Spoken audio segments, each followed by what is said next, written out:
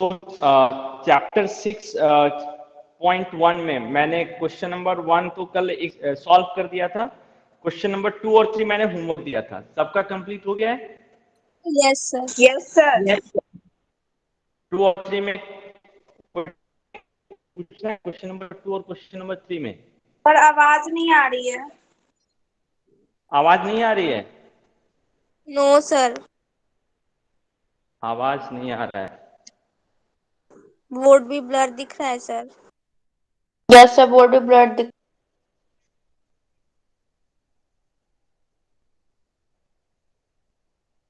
अभी ठीक है? देखो यस सर। आवाज भी ठीक है ना? Yes sir.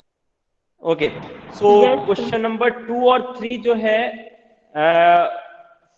किसी को कुछ पूछना है क्वेश्चन नंबर 2 और 3 में? सर क्वेश्चन नंबर 2 नहीं आया। क्वेश्चन नंबर 2 नहीं आया। ओके, चलो क्वेश्चन नंबर 2 मैं सॉल्व कर दे रहा हूं। एक्सरसाइज 6.1 क्वेश्चन नंबर 2 फिगर दिया हुआ है इसका।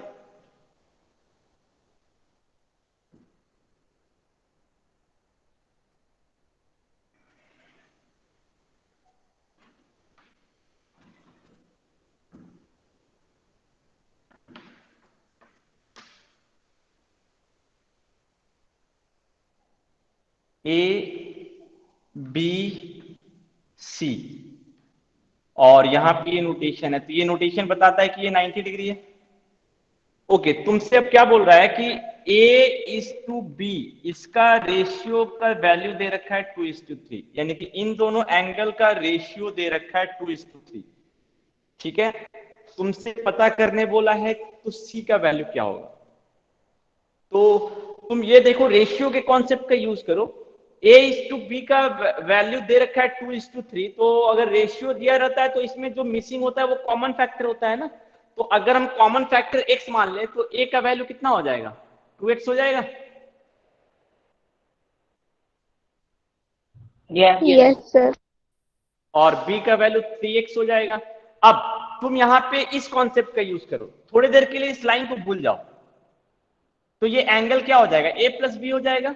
तो यहाँ पे ये दोनों मिलके जो है एक्सियम जो तुम्हारे पास है, if a ray stand on a line then the sum of adjacent angle so formed will be equal to 180 degree. हम ये अप्लाई कर सकते हैं यहाँ पे। Yes sir. तो हम बोल सकते हैं ना कि A+B ये मेरा एक एंगल हो गया, plus 90 degree is equal to 180 degree. Reason, if a ray stand on a line then the sum of adjacent angles so formed will be equal to 180 degree। ये हम अप्लाई कर सकते हैं। आप a और b का वैल्यू हमको पता है, यहां पुट कर दो। 2x plus 3x plus 90 degree is equal to 180 degree. So it will be equal to 5x is equal to 90 degree. 90 degree इधर आ जाएगा तो so x is equal to how much? 90 degree divided by 5। So x का value कितना आ जाएगा? 18 degree. अब x का वैल्यू जब 18 डिग्री आ गया तो a का वैल्यू कितना आ जाएगा? a का वैल्यू आ जाएगा 36 डिग्री, 36। b का वैल्यू आ जाएगा 54 डिग्री, और अब हमको चाहिए c का वैल्यू। तो अब c का वैल्यू कैसे निकालेंगे वो देखो। ये डायग्राम फिर से कंप्लीट कर दो। अब बोर्ड नहीं दिख रहा है हम ठीक। सिर्फ, बोर्ड नहीं दिख रहा है? सर दिख रहा है। सर दिख रहा है। ओके ओके, अब इस वाले लाइन पे आओ, इस वाले लाइन पे। If a ray stand on a line then the sum of adjacent angle will be equal to 180 degree. फिर से हम इसमें जो हमारा एक्सियम है वो अप्लाई कर सकते हैं, कर सकते हैं ना? Yes sir. तो फिर से हम लिख सर सकते हैं वर्टिकल या अपोजिट एंगल से भी बना सकते हैं। वर्टिकली अपोजिट एंगल से भी बना सकते हो, हाँ उससे भी बना सकते हो। ये एंगल और ये एंगल बराबर होगा, ये एंगल और ये एंगल बराबर होगा। देखो वर्टिकली होगा अपोजिट सर। एंगल यस कैसे, सर। तुम इसको भूल जाओ, तुम इसको भूल जाओ। ए का वैल्यू है 36 डिग्री, तो ये टोटल एंगल कितना हो जाएगा? 90 प्लस 36 डिग्री हो जाएगा ना। यस अब सर। तुम देखो कि ये जो है अब मेरा जो 90 प्लस 36 डिग्री है वो इन दोनों रे से बना हुआ है, इन दोनों रे से बना हुआ है। अगर हम पीछे आएंगे तो ये वाला रे और इधर से ये वाला रे, यानी कि ये वाला एंगल और ये वाला एंगल मेरा वर्टिकली अपोजिट एंगल होगा। Yes sir. तो हम उससे भी बोल सकते हैं कि C का वैल्यू जो होगा वो मेरा A प्लस 90 डिग्री के बराबर होगा। Reason, vertically opposite angles are equal, है ना। तो रीजन दे सकते हो, यहां से इससे भी सॉल्व कर सकते हो। दोनों मेथड है, या तो तुम एक्सियम अप्लाई कर दो या तो तुम थ्योरम अप्लाई कर दो। So C is equal to A का वैल्यू मेरा 36 डिग्री है प्लस 90 डिग्री, इससे भी सॉल्व हो जाएगा। ठीक है, क्वेश्चन नंबर 2 में कोई कंफ्यूजन? No sir. ओके, तो क्वेश्चन नंबर 3 तो सबसे हो गया है ना? Yes sir. Yes, sir. Yes sir. Okay, now come to question number, okay, now come to question number 4. Question number 4 पे आते हैं हम लोग।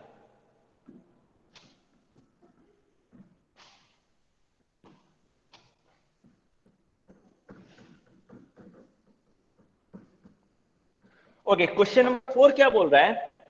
एक डायग्राम अगेन दिया हुआ है तुम्हारे पास, ये डायग्राम है तुम्हारा।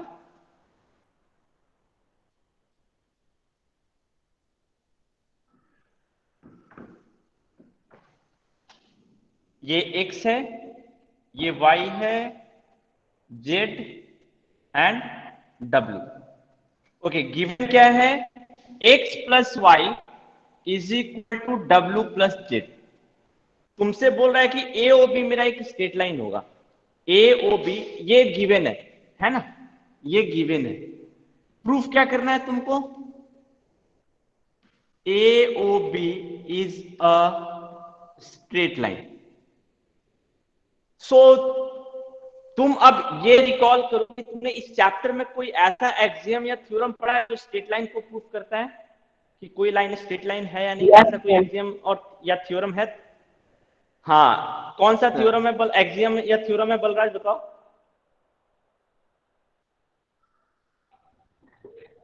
हाँ बताओ बलराज। सर हम बताएं।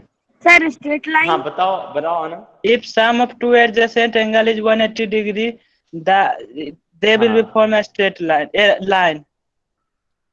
हाँ, थोड़ा कंप्लीट नहीं हुआ। हाँ बताओ रागिनी, क्या बता रहे थे Ragini? Sir, straight line. Straight line. If sum of two adjacent angle is 180 degree, then the non-common arm of two adjacent angles form a straight line. हाँ, ये कंप्लीट स्टेटमेंट है कि अगर मेरे पास दो एडजेसेंट एंगल है, दोनों का सम अगर 180 डिग्री प्रूफ हो गया, तो ये मेरा जो नॉन कॉमन आर्म है ये ऐसा नहीं दिखेगा, ये ऐसा दिखेगा। ठीक है, तो यही चीज हम इसमें भी प्रूफ कर सकते हैं। ए ओ बी, तुम चेक करो ए ओ बी कहां पर है। ए ओ बी तुम्हारे बुक में दिया हुआ है, मैंने नाम नहीं लिखा है, जस्ट मिनट, नाम लिखने दो मुझे। हाँ, ए ओ बी, ये है सी और ये है डी। हमको प्रूफ करना है कि ये मेरा स्ट्रेट लाइन है, ए ओ बी मेरा स्ट्रेट लाइन है, ये हमको प्रूफ करना है। तो अब तुम ये देखो कि ए ओ बी को कैसे हम स्ट्रेट लाइन प्रूफ करेंगे। तो तुम्हारे पास दो ऑप्शन है। तुम देखो, या तो तुम नीचे वाले ऊपर वाले दोनों एडजेसेंट एंगल को ले सकते हो, या तो फिर नीचे वाले दोनों एडजेसेंट एंगल को ले सकते हो। दोनों में से कोई भी एडजेसेंट एंगल का यूज कर सकते हो। तो मान लो हम ऊपर वाले एडजेसेंट एंगल का यूज कर रहे हैं, नीचे वाले का नहीं। अगर हम ये दिखा दे कि x प्लस वाई का सम 180 डिग्री हो जाएगा, तो जो मेरा एक्सियम 2 था एडजेसेंट एंगल वाला, कि if sum of two adjacent angle is 180 degree then the non common arm will form a straight line, वो अप्लाई हो जाएगा। Yes sir. Yes sir, linear pair नहीं लिख Yes, sir. नहीं, लीनियर पेयर नहीं लिख सकते हो, लीनियर पेयर इसमें नहीं लिख सकते सकते हो। सर? तुमको एक्सियम 2 का स्टेटमेंट लिखना। लीनियर पेयर यहाँ पे, ये लीनियर पेयर है। सर स्ट्रेट लाइन फॉर्म करता है जो ए ओ बी। तो ये हमको पता है क्या कि ये स्ट्रेट लाइन है ओम। लीनियर पेयर का कॉन्सेप्ट कब आता है? ओ सर समझ गए, इसी को तो प्रूफ करने के लिए कह रहा है। हाँ, यही तो प्रूफ करना है। ठीक है, ठीक है। Yes sir. ओके, सो इसीलिए हम लीनियर पेयर का कॉन्सेप्ट यहाँ पे यूज नहीं कर सकते हैं। तो हम ये प्रूफ करेंगे कि ये दोनों एडजेसेंट एंगल का सम जो है वो 180 डिग्री। अगर ये प्रूफ हो जाएगा तो हम प्रूफ हो जाएगा जो एक्सियम 2 का स्टेटमेंट है उससे प्रूफ हो जाएगा कि ये मेरा स्ट्रेट लाइन है। तुम उल्टा भी दिखा सकते हो, तुम जेड प्लस डब्ल्यू का सम भी 180 डिग्री दिखा सकते हो, ये भी मेरा एडजेसेंट एंगल होगा, इसके लिए होगा ना? Yes sir. तो तुम या तो z प्लस डब्ल्यू 180 डिग्री दिखा दो या x प्लस वाई 180 डिग्री दिखा दो। तो ये चीज तुमको समझना है कि जब भी तुमको स्ट्रेट लाइन दिखाना हो, किसी लाइन, कोई भी दो लाइन सेगमेंट से अगर बन रहा है लाइन और मुझे दिखाना है कि उन दोनों लाइन से बनने वाला लाइन जो है एक स्ट्रेट लाइन होगा, तो तुमको दिखाना पड़ेगा कि जो एडजेसेंट एंगल है उस लाइन पर वो उसका सम जो है वो 180 डिग्री है, यानी कि एक्सियम 2 तुम्हारे दिमाग में आना चाहिए। ठीक है, तो अब जब प्रूफ पे हम जाएंगे तो प्रूफ पे क्या देखेंगे कि गिवन क्या है। मेरे पास गिवन है x प्लस वाई जो है वो z प्लस डब्ल्यू के बराबर है। तो अब तुम ये देखो कि यहाँ क्या यूज करोगे, ये मेरा एक कंप्लीट एंगल है। Yes sir. ये 360 डिग्री। इन चारों का सम हम कितना बोल सकते हैं? इन चारों का सम 360 बोल सकते हैं, यानी कि x plus y plus z plus डब्ल्यू is equal to 360 degree. 360 degree. 360 degree. और अब तुम इस गिवन का यूज करो, x प्लस वाई जो है वो z प्लस डब्ल्यू के बराबर है, तो z प्लस डब्ल्यू के जगह पे हम x प्लस वाई रख सकते हैं। x प्लस वाई भर देंगे। x प्लस वाई हम रख सकते हैं, so x plus y plus x plus y is equal to 360 degree. क्यों? क्योंकि हमको पता है x प्लस वाई जो है वो z प्लस डब्ल्यू के बराबर है। अब यहां से कितना आ जाएगा? 2x plus 2y is equal to 360 degree. तो x plus y will Yes, be equal sir. To how much? 180 degree आ जाएगा। डिग्री। अब यहां पे हम एक्सियम का स्टेटमेंट लिखेंगे। एक्सियम का स्टेटमेंट क्या लिखेंगे? Since x and y are adjacent angle and their sum is 180 degree, so the non-common r will form a straight line। Theorem axiom हमारा लग गया ना यहाँ पे। So this imply AOB is a straight line. समझ में आया कैसे लिखेंगे सॉल्यूशन? सबको समझ में आया सॉल्यूशन कैसे लिखा गया? ठीक है, तो यहां पे देखो ये जो क्वेश्चन था वो तुम्हारे एक्सियम 2 का यूज करा था, यही क्वेश्चन जो था इस एक्सरसाइज में जो एक्सियम 2 का यूज करा था। बट आगे हम लोग जब जाएंगे ना सर्कल चैप्टर में जाएंगे तो तुम्हारा ये लाइंस एंड एंगल्स ऐसा नहीं है कि सिर्फ इसी चैप्टर में यूज होगा, ट्रायंगल में भी यूज हो सकता है, सर्कल चैप्टर आ गया है, सर्कल चैप्टर में भी यूज हो सकता है। ठीक है, तो इन सब चीज का ध्यान रखना। हम हर एक चैप्टर में जो भी एक्सियम और थ्योरम पढ़ रहे हैं वो मुझे याद होना चाहिए। क्यों? आगे कहीं भी उस एक्सियम और थ्योरम का हम यूज कर सकते हैं। एक्सियम और थ्योरम का यूज किया जाता है, प्रूफ नहीं किया जाता है, क्योंकि हमने ऑलरेडी उसको एक बार प्रूफ कर दिया है। आगे जो भी प्रॉब्लम्स आएंगे उसको सॉल्व करने में हम एक्सियम और थ्योरम का यूज करते हैं। कोई कंफ्यूजन किसी को? No sir. No sir. Okay, अब नेक्स्ट आगे के क्वेश्चन पे आओ। क्वेश्चन नंबर 5 पे आते हैं। क्वेश्चन नंबर 5 एक बहुत ही अच्छा क्वेश्चन है और इंपॉर्टेंट क्वेश्चन है। ठीक है, चलो क्वेश्चन नंबर 5 को मैं सॉल्व कर दे रहा हूं। क्वेश्चन नंबर 5 में सॉल्व कर दे रहा हूं। ठीक है, क्योंकि अब जो है ये फर्स्ट टाइम हम लोग इस तरह के ज्योमेट्री का क्वेश्चन बना रहे हो। ठीक है, क्लास 6 में जो था, 7, 8 में जो था वो क्वेश्चन नंबर 4 के जैसा ज्योमेट्री का क्वेश्चन आता था, बट प्रूफ करने वाला जो क्वेश्चन है वो क्लास 8 में शायद ही 1-2 था। बट अब क्लास 9, 10th में क्या है, प्रूफ करने वाले क्वेश्चंस अधिक रहेंगे। तो तुमको ये समझ में आना चाहिए कि प्रूफ करने वाले क्वेश्चंस को हम कैसे सोचेंगे, कैसे स्टार्ट करेंगे और कैसे लिखेंगे, ये इंपॉर्टेंट है। ठीक है, कभी कभी क्या होता है ना, किसी बच्चे को समझ में आता है कि अच्छा ये तो ऐसे होगा, लेकिन लिखने नहीं आता है। ठीक है, तो लिखना भी, क्योंकि रिप्रेजेंटेशन इंपॉर्टेंट है ना, जब तक रिप्रेजेंट नहीं करोगे तो पता कैसे चलेगा कि तुमको आता है नहीं आता है। तो रिप्रेजेंटेशन भी इंपॉर्टेंट है हमारे लिए। तो हमको ये भी है कि हमको लिखने आना चाहिए कि सॉल्यूशन को हम कैसे लिखेंगे। ठीक है,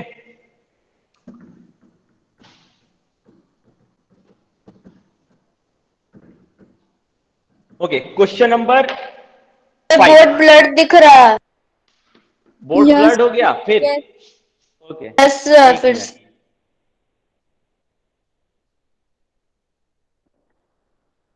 अभी ठीक है? Yes.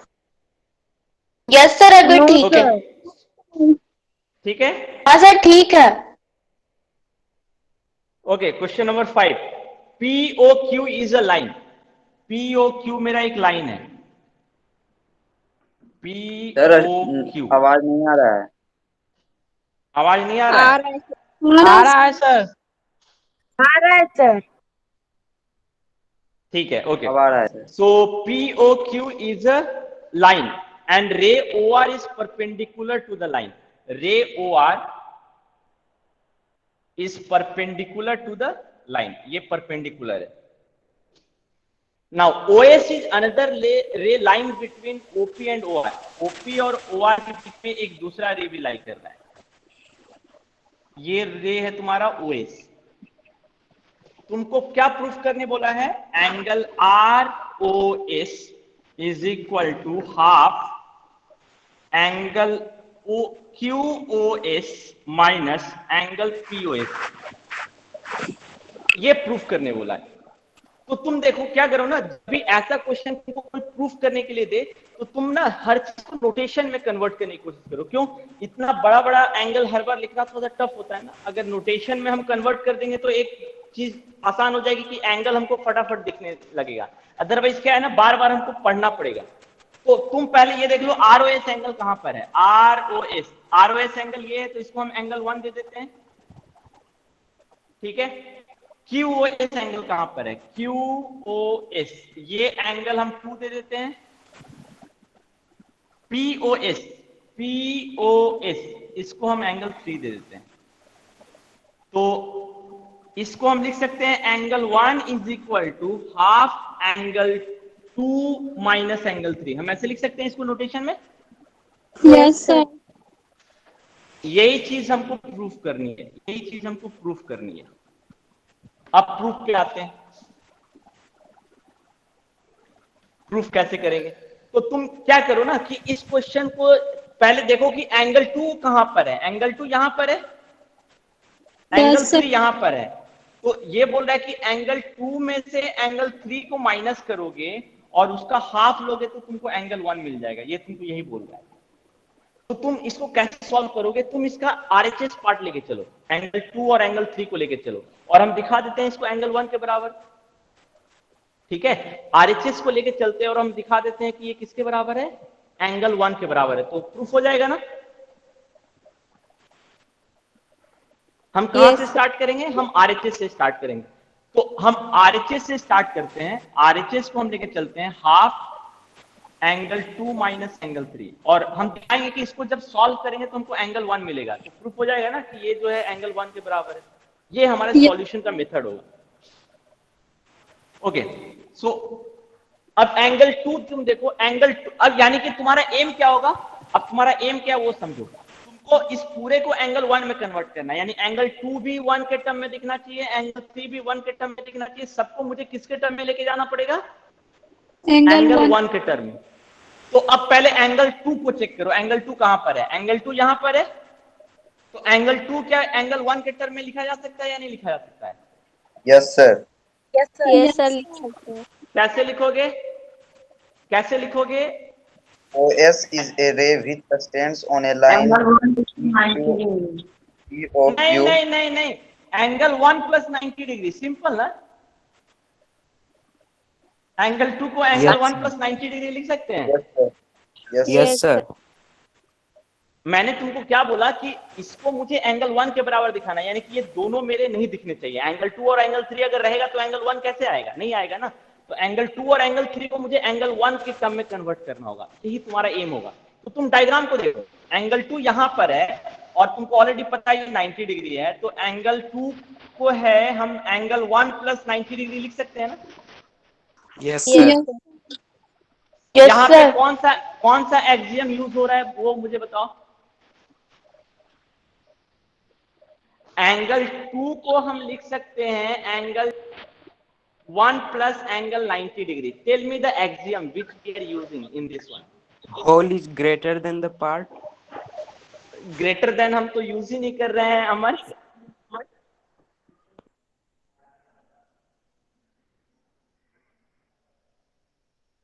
ग्रेटर देन हम यूज कर रहे हैं? नहीं यूज कर रहे हैं. कोई बता सकता है कौन सा एक्सियम यूज हो रहा है? कौन सा एक्सियम यूज हो रहा है, कोई बताएगा? अच्छा चलो मैं हिंट देता हूं, भूल गए हो शायद. A B plus B C is equal to A C. ये हम किसी एक्सियम से लिखते थे क्या? Yes sir. Yes sir. कौन सा एक्सियम था?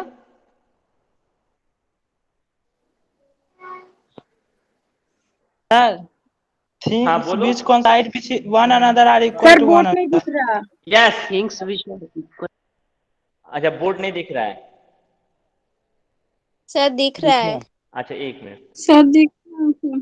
अच्छा, things which coincide Yes, sir. with one another are equal. Things which coincide with one another are equal to one another. AB plus BC किसके साथ coincide कर रहा है? AC के साथ. इसीलिए वो दोनों क्या होगा? इक्वल. सेम कॉन्सेप्ट यहां भी लग रहा है. एंगल 1 प्लस 90 डिग्री किसके साथ coincide कर रहा है? एंगल 2 के साथ. यस. 2 के साथ. तो दोनों मेरा क्या होगा? बराबर होगा ना? दोनों मेरा बराबर होगा? Yes. Yes sir. Yes sir. So तुम यहाँ पे रीजन लिखोगे कि क्यों ऐसा हो रहा है. तो things with coincide with one another are equal to one another. So that's why we can write this. Now similarly यहाँ पे हम लिख सकते हैं angle 3 plus angle 1 is equal to 90 degree. लिख सकते हैं angle 3 plus Yes, sir. Angle 1 is equal to 90 degree. Same reason, same Euclid axiom की मदद से. Things with coincide with one another are equal to one another. अब Yes, sir. Angle 2 का value तो angle 2 का तो वैल्यू हमने निकाल लिया. एंगल 3 का वैल्यू इससे निकाल सकते हैं. एंगल 3 का वैल्यू कितना आएगा?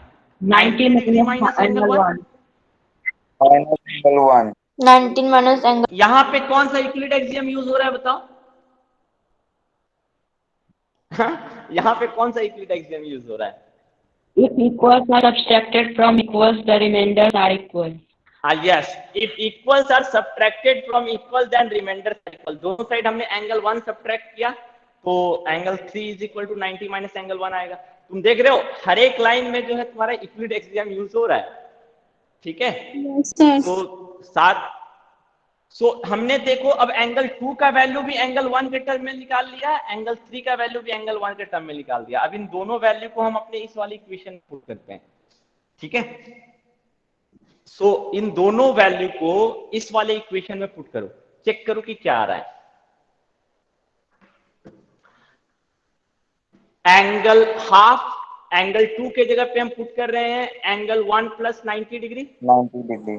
और एंगल 3 के जगह पे क्या पुट कर रहे हैं? 90 minus angle 1 degree, minus 90 degree minus angle 1. कोई कंफ्यूजन यहां तक? इस लाइन तक किसी को कोई कंफ्यूजन है? नो. No sir. अब इसको तुम सिंप्लीफाई करो. Angle 1 plus 90 degree minus 90 degree plus angle 1. So 90 और 90 कैंसिल हो गया. हाफ ट्वाइस एंगल 1 आ जाएगा, और ट्वाइस एंगल 1 2 और हाफ कैंसिल हो जाएगा. क्या बचेगा? एंगल 1. यानी कि इसको सिंप्लीफाई करने पे एंगल 1 आ रहा है. तो प्रूफ हो गया कि ये मेरा RHS LHS के बराबर था. LHS और RHS बराबर है. समझ में आया solution? Yes sir. Yes, sir. ठीक है. तो यहाँ पे प्रूफ हो गया कि हाँ, क्या बोल रहे हो बलराज? सर वहाँ ऊपर में ये half angle 1 plus 90 minus 90 plus angle 1, तो माइनस से जब ये यस सर. ये वाला लाइन, तो ये वाला लाइन Yes. कैसे आया? तुम Yes, देखो sir. एंगल 2 का वैल्यू हमने इससे निकाल लिया और एंगल 3 का वैल्यू इससे निकाल के इसमें पुट कर दिया. आया समझ में? Yes sir. एंगल 2 का वैल्यू कौन सा है? ये हमने, क्योंकि तुम्हारा एम क्या था? तुम अपने एम को रिकॉल करो. तुम्हारा एम था कि इसको मुझे एंगल 1 के बराबर दिखाना था, इसका मतलब एंगल 2 और एंगल 3 दोनों को मुझे एंगल 1 के टर्म में लिखना था। तो हमने एंगल 2 का वैल्यू भी एंगल 1 के टर्म में निकाला, एंगल 3 का वैल्यू भी एंगल 1 के टर्म में निकाला। आप दोनों एंगल 2 और एंगल 3 का वैल्यू यहाँ पुट कर दो, तो ये मेरा एंगल 1 में कन्वर्ट हो जाएगा। वही काम हमने किया है, angle 1 plus 90 degree minus 90 degree minus angle 1। समझ में आया बलराज? Yes, sir. अब इसको जब सिंप्लीफाई करोगे, ब्रैकेट तोड़ोगे तो क्या आ जाएगा, minus 90 degree plus angle 1। Now 90 minus 90 cancel हो गया, एंगल 1 प्लस एंगल 1 कितना हो जाएगा, 2 एंगल 1। नाउ यहाँ हाफ है, यहाँ 2 है, तो 2 और हाफ कैंसिल हो जाएगा, तो क्या बचेगा, एंगल 1। तो इसको हमने दिखाया किसके बराबर है, एंगल 1 ना, और यही मेरा एलएचएस है लेफ्ट हैंड साइड। तो आरएचएस और एलएचएस बराबर आ गया, तो प्रूफ हो गया एंगल 1 जो है इसके बराबर है। समझ में आया सॉल्यूशन सबको? Yes, sir. Yes, sir. इसका और भी मेथड है, जरूरी नहीं कि यही मेथड है। मैंने तुमको एक आइडिया दिया कि कैसे हम किसी चीज को प्रूव करते हैं। इसको दूसरे तरीके से कैसे सोच सकते हो, तुम क्या करो कि इसको भूल जाओ, तुम एंगल 2 और एंगल 3 का वैल्यू तुम ऐसे भी देख सकते हो। एक सॉल्यूशन तो ये हुआ। दूसरा तुम क्या सोच सकते हो, हम एलएचएस आरएचएस लेके नहीं चलेंगे, हम सिंपली क्या करेंगे कि हमको दिखाना है कि एंगल 1 और एंगल 2 3 के बीच में रिलेशन निकालना है। तो हम क्या करेंगे, एंगल 2 का वैल्यू एंगल 1 के टर्म में निकालेंगे और एंगल 3 का वैल्यू भी एंगल 1 के टर्म में निकालेंगे, और फिर दोनों को क्या करेंगे, ऐड कर देंगे, सब्ट्रैक्ट कर देंगे इसके हिसाब से। क्योंकि मुझे एंगल 2 और 3 का डिफरेंस चाहिए ना, तो हम इन दोनों को क्या करेंगे, सब्ट्रैक्ट कर देंगे। तुम ऐसे भी लेके चल सकते हो। Yes, एंगल 2 का वैल्यू हमने एंगल 1 के टर्म में निकाला, एंगल 3 का वैल्यू भी एंगल 1 के टर्म में निकाला, फिर हमको चाहिए क्या, एंगल 2 माइनस एंगल 3। तो हम एंगल 2 माइनस एंगल 3 कर देंगे। एंगल 2 का वैल्यू अब कितना है, एंगल 1 प्लस 90 डिग्री, और एंगल 3 का वैल्यू कितना है, एंगल 3 का वैल्यू है 90 degree minus angle 1। So angle 1 plus 90 degree minus 90 degree plus angle 1 cancel हो गया, 2 एंगल 1 आ गया। तुमने क्या प्रूफ कर दिया कि angle 2 minus angle 3 is equal to twice angle 1। तो अब 2 को इधर लेके आ जाओ, तो एंगल 1 इज इक्वल टू कितना आ जाएगा, हाफ एंगल 2 माइनस एंगल 3। ऐसे भी प्रूफ कर सकते हो। दोनों मेथड समझ में आया? Yes, sir. Yes, sir. एक में हमने क्या किया, एलएचएस के बराबर आरएचएस को एलएचएस के बराबर दिखाया, और दूसरे में हमने ना तो एलएचएस और आरएचएस, हमने क्या किया, इसको देखते हुए एंगल 2 और एंगल 3 का वैल्यू एंगल 1 के टर्म में निकाला। फिर मैंने देखा कि ये क्या बोल रहा है कि एंगल 2 और एंगल 3 का डिफरेंस लो, तो उसके बेसिस पे एंगल 2 और एंगल 3 का डिफरेंस लिया। क्या देखा, ये 2 एंगल 1 के बराबर आ रहा है, यानी angle 2 minus angle 3 twice angle 1 के बराबर है। तो एंगल 1 का वैल्यू कितने के बराबर होगा, हाफ एंगल 2 माइनस एंगल 3 के बराबर होगा। ये भी एक मेथड है प्रूफ करने का। तो मैथ्स में ऐसा नहीं है कि एक क्वेश्चन का एक ही सॉल्यूशन हो सकता है, उसका 2-3 डिफरेंट मेथड हो सकता है। ये सोचने पे डिपेंड करता है, बट ऑब्वियसली ये लॉजिकली सही होना चाहिए। सो क्वेश्चन नंबर जो हमारा 5 है वो सबसे सॉल्व हो जाएगा। Yes, sir. yes, Yes, sir. sir. Okay, now question number 6 जो है ये मैं नहीं सॉल्व करूंगा, ठीक है। क्वेश्चन नंबर 6 जो है वो तुम खुद से ट्राई करोगे, ठीक है। ये तुम्हारा होमवर्क रहेगा, क्वेश्चन नंबर 6। मैं सिर्फ तुमको समझा दे रहा हूं। इसमें देखो 2 क्वेश्चन है। क्वेश्चन नंबर 6 में ना जनरली बच्चे गलत क्या करते हैं, it is given that angle x y z equal to 64 degree. मैं डायग्राम सिर्फ ड्रॉ कर दे रहा हूं, ठीक है। इसमें बच्चे क्या गलती करते हैं वो सिर्फ समझ लो।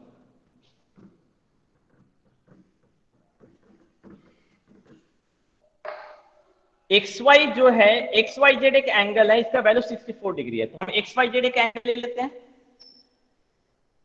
एक्स वाई जेड, इसका वैल्यू 64 डिग्री। हमने एक एंगल बना लिया। अब क्या बोल रहा है, x y is produce to point P.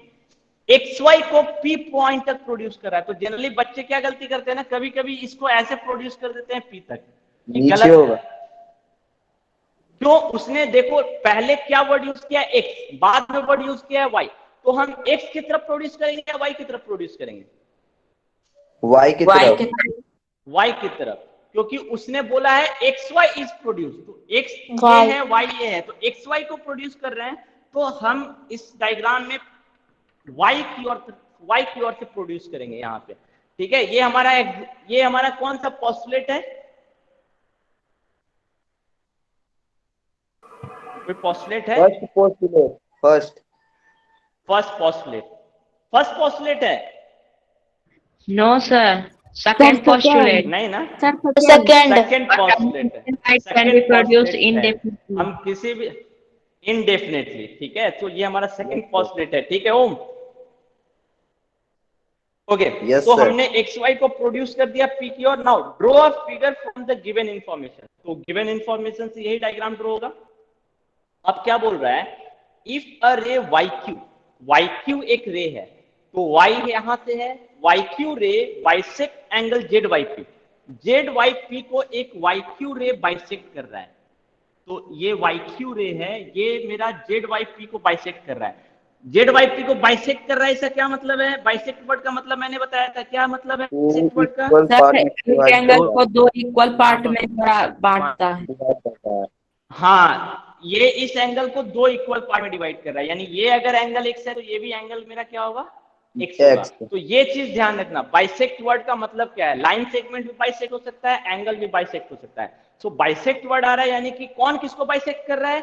Y Q जो है वो जेड वाई पी को बाइसेक्ट कर रहा है, यानी कि जेड वाई पी को दो इक्वल पार्ट में ये डिवाइड कर रहा है, यानी कि इस एंगल का वैल्यू और इस एंगल का वैल्यू बराबर होगा, ये ध्यान रखना। ओके, नेक्स्ट, अब तुमसे क्या पूछ रहा है? फाइंड एक्स वाई क्यू का वैल्यू पता करो, एक्स वाई क्यू इसका वैल्यू पता करो, और reflex y q y p का वैल्यू पता करो, रिफ्लेक्स क्यू वाई पी इसका वैल्यू पता करो। तो पता हो जाएगा आप सब? Yes sir. Yes, sir. ठीक है,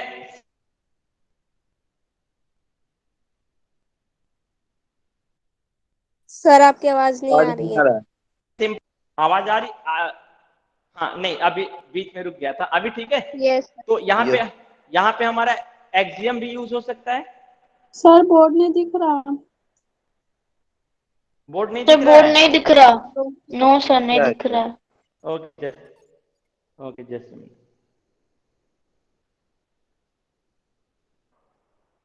अभी ठीक है?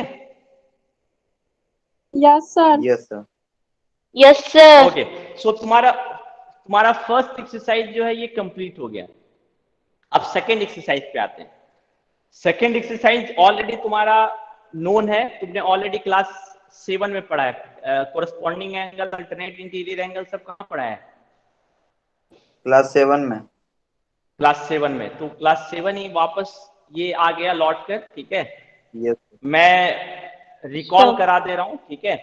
और अब जो है हम लोग थोड़ा सा एक्सियम और थ्योरम के कॉन्सेप्ट का भी यूज करेंगे यहाँ पे। क्लास 7 में हमने एक्सियम और थ्योरम का कॉन्सेप्ट यूज नहीं किया था, बट अब जो है इस टॉपिक में हम लोग एक्सियम और थ्योरम का भी यूज करेंगे।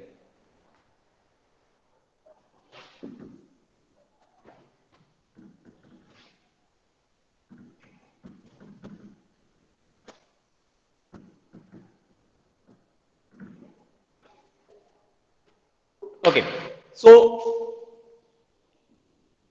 अभी हम लोग जो पढ़ेंगे वो पढ़ेंगे ट्रांसवर्सल लाइन का कॉन्सेप्ट।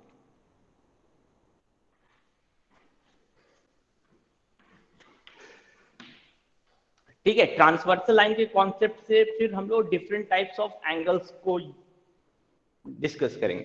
सो ट्रांसवर्सल लाइन क्या होता है? अगर मेरे पास दो लाइन है और इन दोनों लाइन पर एक लाइन फॉल कर रहा है, तो ये जो लाइन कहलाएगा यही मेरा क्या कहलाएगा? ट्रांसवर्सल। Transversal line. ठीक है, सो ट्रांसवर्सल होने के लिए इस लाइन को कम से कम दो लाइन को इंटरसेक्ट करना पड़ेगा। ठीक है, दो से अधिक लाइन को भी इंटरसेक्ट कर सकता है। ट्रांसवर्सल इस केस में भी है मेरा ये भी ट्रांसवर्सल है। इस केस में ये कितने लाइन को इंटरसेक्ट कर रहा है? 3 लाइन को इंटरसेक्ट कर रहा है। अब कुछ ऐसे डायग्राम है जहां पे एक से अधिक ट्रांसवर्सल हो सकता है। जैसे इसमें देखो, इसका नाम दे रहा हूं L1, L2, L3, L4। इसमें हम बोल सकते हैं L1, L2, L3, L4 सारे के सारे ट्रांसवर्सल बन सकते हैं। Yes, yes sir. Sir. Yes sir. तो कुछ ऐसे भी डायग्राम है जहां पे सारे के सारे लाइन ट्रांसवर्सल हो सकते हैं। इसमें ये मेरा ट्रांसवर्सल नहीं हो सकता है, ये मेरा ट्रांसवर्सल नहीं हो सकता है। ट्रांसवर्सल सिर्फ यही हो सकता है। इसी तरह इसमें भी ट्रांसवर्सल सिर्फ यही बन सकता है। ये तीनों ट्रांसवर्सल नहीं बन सकते हैं। बट इस केस में क्या है ना, अगर हम L1 को ट्रांसवर्सल लेंगे तो बोलेंगे L3 और L4 को ये इंटरसेक्ट कर रहे हैं। Yes sir. इसी Yes. तरह अगर हम L3 को ट्रांसवर्सल लेंगे तो बोलेंगे ना L1 और L2 को इंटरसेक्ट कर रहा है।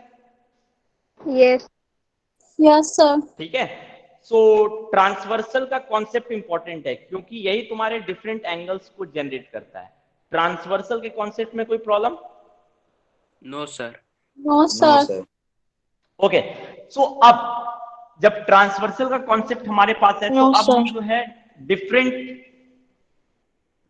एंगल्स कॉन्सेप्ट को अब एक चीज और ध्यान रखना, जनरली इसमें भी बच्चे कंफ्यूज करते हैं कि ट्रांसवर्सल जब है वो पैरेलल लाइन के बीच में ही होता है। नहीं, यहां देखो ये दोनों नॉन पैरेलल लाइन है, मैंने ये नहीं बोला कि ये दोनों लाइन पैरेलल है। ये दोनों लाइन पैरेलल होगा तब भी ये ट्रांसवर्सल है, ये दोनों लाइन पैरेलल नहीं होगा तब भी ये ट्रांसवर्सल होगा। ठीक है, ऐसा नहीं कि ट्रांसवर्सल का कॉन्सेप्ट सिर्फ पैरेलल लाइन में ही आता है, ये ऐसा नहीं है। नॉन पैरेलल लाइन में भी ये ट्रांसवर्सल है, यहाँ पे ये दोनों पैरेलल है तब भी ये ट्रांसवर्सल है, इस चीज का भी ध्यान रखना। अब जब तो मैं अभी सिर्फ लेके चल रहा हूं कि पैरेलल तो एक स्पेशल हो गया ना, मैं ये नहीं मान रहा हूं कि ये मेरा पैरेलल है या नॉन पैरेलल है, मुझे ये इंफॉर्मेशन नहीं है। हमको सिर्फ ये पता है कि ये दो लाइन है और ये जो है इन दोनों लाइन को इंटरसेक्ट कर रहा है, that's why this line is your transversal line. अब तुम देखो यहाँ पे कितने सारे एंगल बन रहे हैं, angle 1, angle 2, angle 3, angle 4, angle 5, angle 6, angle 7, angle 8। Total कितने एंगल बन रहे हैं? 8 एंगल बन रहे हैं ना। यानी कि अगर मेरे पास दो लाइन और एक ट्रांसवर्सल है तो हमेशा टोटल 8 एंगल बनेंगे। Yes Yes, sir. Yes sir. Sir. ठीक है, अब इस 8 एंगल से हम लोग डिफरेंट टाइप्स ऑफ एंगल्स को जनरेट करेंगे। तो जो मेरा पहला कॉन्सेप्ट है वो एंगल का, वो है corresponding angle. Okay, corresponding angle से पहले तुम लोग देखो लीनियर पेयर ऑलरेडी जान रहे हो। यस इसमें सर। मुझे बताओ लीनियर पेयर कौन कौन सा एंगल है? Angle 1 plus angle 2, angle 1 plus angle 1, Angle angle 7 1 plus angle 2 180 होगा। बहुत सारे हैं। Yes sir. Yes sir, sir. बहुत है इसी सर। तरह इधर भी है, 4 यहां पर है और 4 यहां पे है। तो लीनियर पेयर के जो टोटल पेयर बन रहे हैं वो टोटल 8 पेयर बन रहे हैं ना, 8 pair. Yes, sir. Sir, yes sir. ठीक है, हाँ बोलो। बोर्ड नहीं दिख रहा। दिख दिख रहा रहा है। है बोर्ड नहीं Yes, sir. दिख रहा है सर। आप थोड़ा सा वेट कर लो, मेरे ख्याल से नेटवर्क इशू होगा तो 1-2 मिनट में ठीक हो जाएगा। ठीक है, ओके। सो Okay. पहला लीनियर पेयर, यानी कि इस डायग्राम में लीनियर पेयर का कॉन्सेप्ट भी रहेगा। दूसरा वर्टिकली अपोजिट एंगल,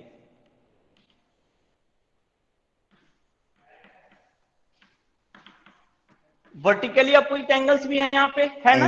एंगल 1 और एंगल 7 वर्टिकली अपोजिट एंगल है, एंगल 8 और 2 वर्टिकली अपोजिट एंगल है, Angle 3 and 5. 3, 5 vertically opposite angle है, 6 और 4 वर्टिकली अपोजिट एंगल है। तो इस वाले डायग्राम में जो दो नोन एंगल है वो ऑलरेडी है, लीनियर पेयर और वर्टिकली अपोजिट एंगल। इसके अलावा भी अब यहाँ पे एंगल्स है। वो पहला एंगल हम लोग पढ़ते हैं कोरस्पॉन्डिंग एंगल। तो कोरस्पॉन्डिंग एंगल कैसे पहचानेंगे वो पहले देखो। कोरस्पॉन्डिंग एंगल, तो कोरस्पॉन्डिंग एंगल पहचानने का सबसे पहला कॉन्सेप्ट है।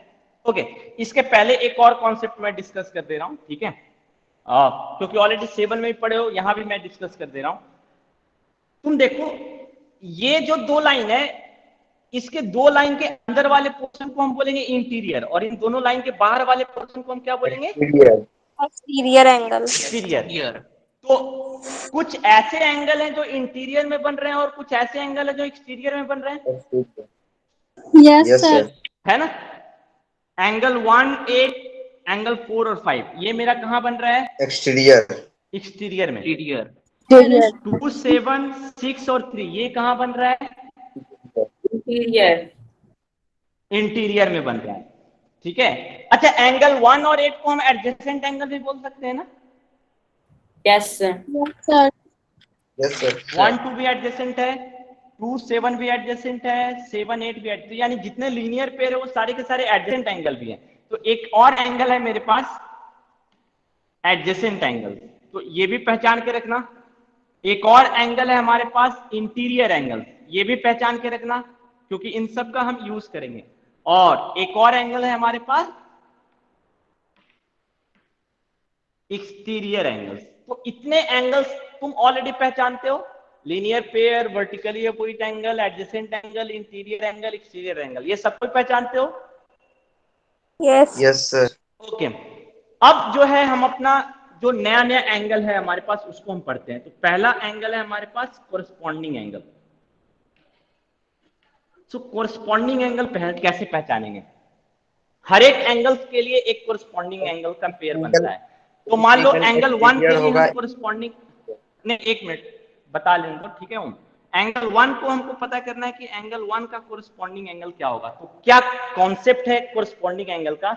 अगर किसी एंगल का कोरस्पॉन्डिंग एंगल खोजना है तो पहले तुम देखो कि वो एंगल मेरा कौन सा एंगल है, एक्सटीरियर एंगल है या इंटीरियर एंगल है। तो एंगल 1 मेरा एक्सटीरियर है या इंटीरियर है? एक्सटीरियर। Exterior angle. एक्सटीरियर। तो इसका जो कोरस्पॉन्डिंग एंगल होगा वो इंटीरियर एंगल होगा। सबसे पहले अगर एक एंगल एक्सटीरियर है तो कोरस्पॉन्डिंग में दूसरा एंगल क्या होगा?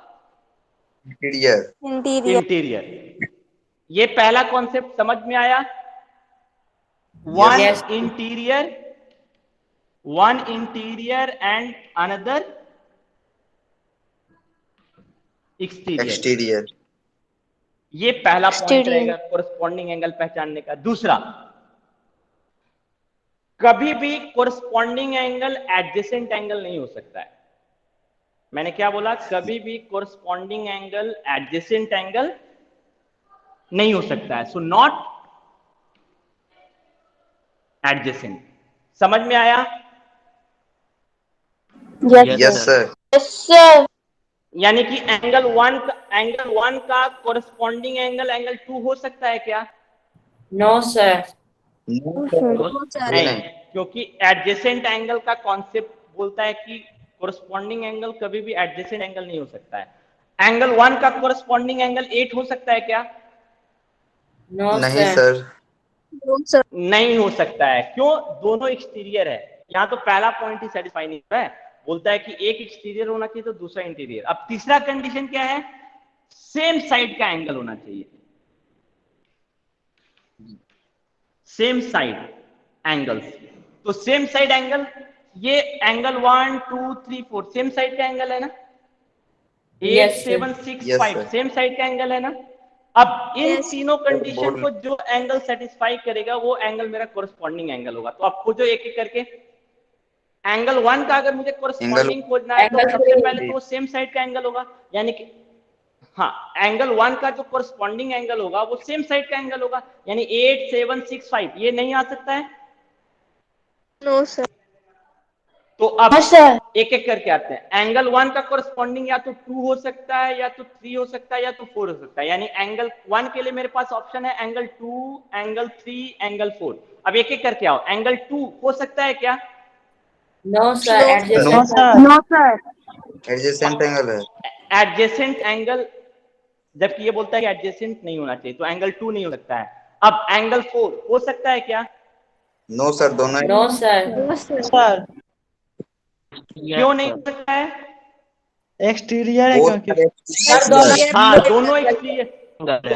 दोनों एक्सटीरियर हो जाएगा। जब ये बोलता है कि एक इंटीरियर है तो दूसरा एक्सटीरियर, तो एंगल 1 मेरा एक्सटीरियर है तो एंगल 4 भी एक्सटीरियर है, यानी एंगल 4 भी नहीं हो सकता है। तो अब आते हैं एंगल 3 पे। एंगल 3 हो सकता है क्या?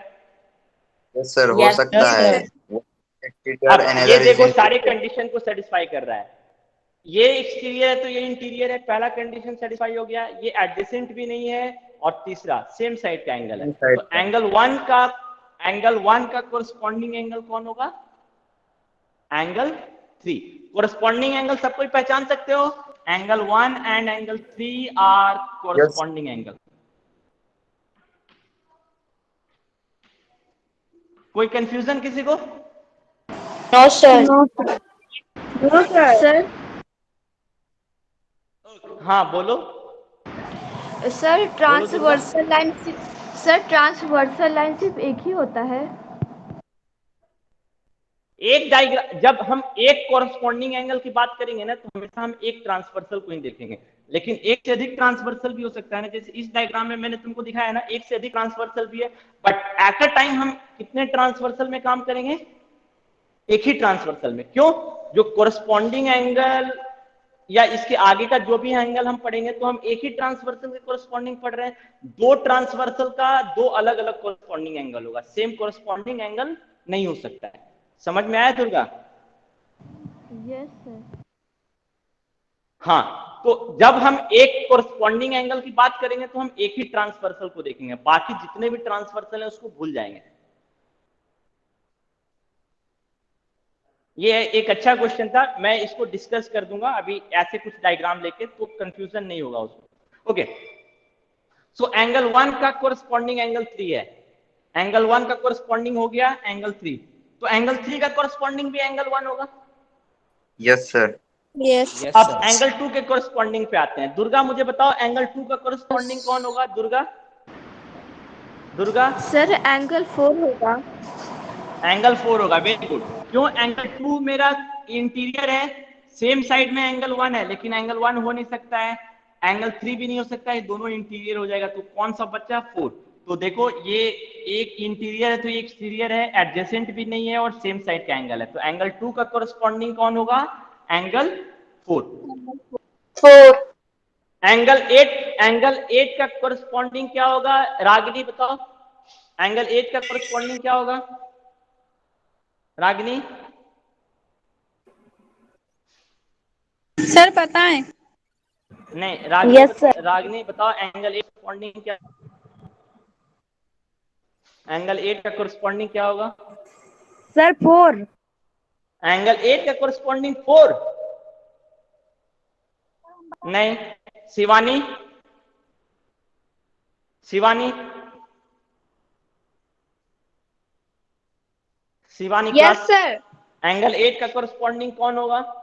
Yes, sir. एंगल 8 का कोरस्पॉन्डिंग एंगल क्या Sir, होगा? 5 होगा. एंगल 8 का कोरस्पॉन्डिंग 5 होगा। क्लास में तुम लोग ध्यान नहीं देते हो। हाँ, सर हम बताएं? जानवी? Sir, 6. 6। एंगल 8 का कोरस्पॉन्डिंग एंगल 6 होगा। अभिनव, एंगल 7 का कोरस्पॉन्डिंग क्या होगा? Abhinav? Angle 5. Angle 5। Angle 7 Angle 5. Angle 5 होगा। ठीक है, सो कोरस्पॉन्डिंग एंगल के कॉन्सेप्ट में कोई कंफ्यूजन किसी को? No, sir. No, sir. No sir. No, sir. Okay, No, sir. So ये था हमारा पहला कोरस्पॉन्डिंग एंगल। दूसरा अब आता है हमारा vertically alternate interior angle. Yes. Alternate interior angle. Interior angles. So alternate interior angles के लिए क्या क्या पॉइंट होने चाहिए हमारे पास? पहला, बोथ वर्ड यूज हुआ है ना, इंटीरियर। इंटीरियर वर्ड यूज हुआ है, तो यहां से हमको पता चल गया कि both must be interior. Both angles are interior. हाँ, दोनों एंगल मेरा इंटीरियर में होना चाहिए। ठीक है, ऐसा नहीं कि एक Not इंटीरियर और एक adjacent. एक्सटीरियर, दोनों का दोनों एंगल मेरा इंटीरियर में होना चाहिए। यानी कि एंगल 1, 8, 5 और 4 कभी भी अल्टरनेट इंटीरियर एंगल नहीं बन सकता है।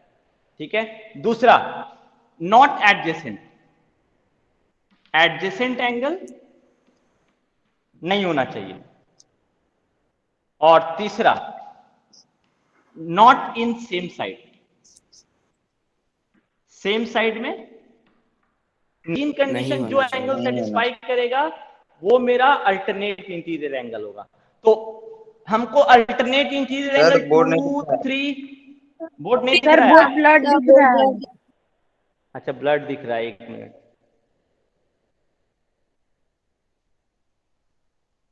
अब ठीक है। Yes sir. ओके, तो अब जो भी अल्टरनेट इंटीरियर एंगल होगा वो 2, 3, 6 और 7 में से ही होगा। Yes sir. तो एंगल 2 का हमको खोजना है अल्टरनेट इंटीरियर एंगल। पहला कंडीशन, सारे इंटीरियर में होना चाहिए, यानी 2 का अल्टरनेट इंटीरियर एंगल 3 भी हो सकता है, 6 भी हो सकता है, 7 भी हो सकता है, पहले वाले कंडीशन के हिसाब से। अब दूसरा वाला कंडीशन बोलता है एडजेसेंट नहीं होना चाहिए, तो 2 के एडजेसेंट में कौन है? 7, तो 7 ऑप्शन से हट गया। सर अब दूसरा बोलता है कि सेम साइड में नहीं होना चाहिए, तो सेम साइड में 2 के कौन है 3, तो 3 भी नहीं हो सकता है, तो बचा कौन 6, यानी कि 2 का अल्टरनेट इंटीरियर एंगल कौन होगा 6। समझ में आया अल्टरनेट इंटीरियर एंगल कैसे पहचानते हैं? Yes sir. Yes sir. इसी तरह एंगल 3 का अल्टरनेट इंटीरियर एंगल कौन होगा? एंगल एंगल 7, क्योंकि 2 नहीं हो सकता है, 6 नहीं हो सकता है, तो बचा कौन 7। तो एंगल 3 का अल्टरनेट इंटीरियर एंगल 7 हो सकता है। चलो आज के लिए सिर्फ इतना काफी है। अब मैं एक थोड़ा सा कॉम्प्लिकेटेड डायग्राम दिखा दे रहा हूं, दुर्गा ने जो क्वेश्चन पूछा था उसके बेसिस पे। अब जैसे मान लो यही मेरा डायग्राम है, तो यहां पे तो बहुत सारे एंगल बन रहे हैं सर। हाँ 16 एंगल बनेंगे सर। हाँ 16 एंगल बनेगा। एक लाइन 2 लाइन पर कितना ट्रांसवर्सल हो सकता है? 2 लाइन पे कितना Indefinite. ट्रांसफर हो सकता है तुम बताओ? इंडेफिनिट। इंडेफिनिट हो सकता है। ठीक है Yes. 2 लाइन है तो तुम इस पे ट्रांसवर्सल खींच दो ना, कमी है? No no sir. सर। नहीं ना, ठीक है Om, okay. No sir. So अब इसमें देखो, अगर तुमसे पूछ रहा है कि एंगल 1 का कोरस्पॉन्डिंग एंगल क्या होगा, तो अब तुम यहाँ पे तो बहुत सारे एंगल है, तो हम पहले ये फिक्स करें। सर आवाज नहीं आ रहा है। सर आवाज कि नहीं आ हम रही ये है। किस ट्रांसवर्सल के रिस्पेक्ट सर आपकी आवाज नहीं आ रही है, बोर्ड भी नहीं। L1 अब एक मिनट अभी आ रहा है। सर आ रहा है। आ रही सर है आ सर। रहा है बोर्ड। अच्छा ठीक है, अभी ठीक है। Yes sir. Yes sir. Okay तो तुम देखो, अगर हम अगर हम एंगल 1 का कोरस्पॉन्डिंग पढ़ना चाहते हैं ना, तो हम अब तुमको ये देखना होगा कि एंगल 1 हम किस ट्रांसवर्सल के रिस्पेक्ट में देखेंगे। एंगल 1 देखो L1 पे भी बन रहा है, एंगल 1 जो है L4 पे भी बन रहा है, तो तुमको ये डिसाइड करना है कि हम ये किस ट्रांसवर्सल के रिस्पेक्ट में देखेंगे। अगर हम L1 के रिस्पेक्ट में देखेंगे, L1 को अगर हम ट्रांसवर्सल लेके चलेंगे, तो एंगल 1 का कोरस्पॉन्डिंग कुछ और होगा, और अगर हम L4 के रिस्पेक्ट में देखेंगे तो एंगल 1 का ट्रांसवर्सल कुछ और होगा। समझ में आया एंगल 5। क्या मैंने बोला?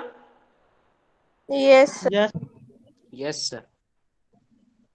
ठीक है, तो हमेशा तुमको ट्रांसवर्सल को फिक्स करना है कि हम किस ट्रांसवर्सल के रिस्पेक्ट में पढ़े हैं। तो L1 के रिस्पेक्ट में अगर देखेंगे तो 1 का कोरस्पॉन्डिंग क्या होगा, तो कॉन्सेप्ट देखो, सेम साइड का एंगल होना चाहिए। तो L1 के सेम साइड में 2 है, 15 है, 14 है, बट इंटीरियर में नहीं होना चाहिए। क्यों? 1 इंटीरियर है, तो 15 नहीं होगा, एडजेसेंट में नहीं होना चाहिए, यानी 2 नहीं होगा, तो बचा कौन 14।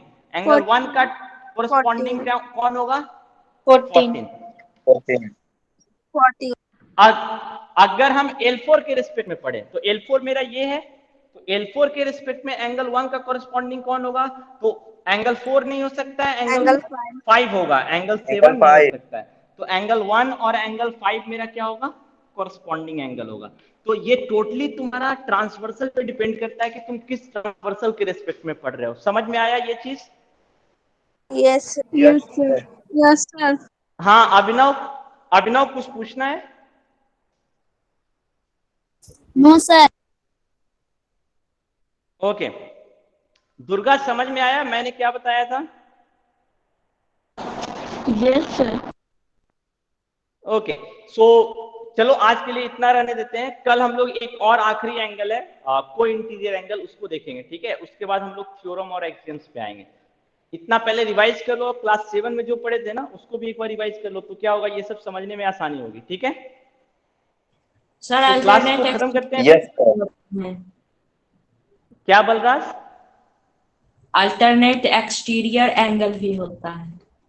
हाँ अल्टरनेट एक्सटीरियर एंगल भी होता है, बट हमको उसकी जरूरत नहीं है बलराज। ठीक है, इतना ही टाइप्स ऑफ एंगल्स ना हमारे लिए सफिशिएंट है सारे क्वेश्चन को सॉल्व करने ही नहीं है। हाँ सारे क्वेश्चंस को सॉल्व करने के लिए ना हमने जितना ये टाइप पढ़ रहे हैं ना इतना ही सफिशिएंट है। ठीक है बलराज? Yes sir. हाँ लेफ्ट तो ठीक है, फिर लीव कर सकते हो क्लास को। Bye sir.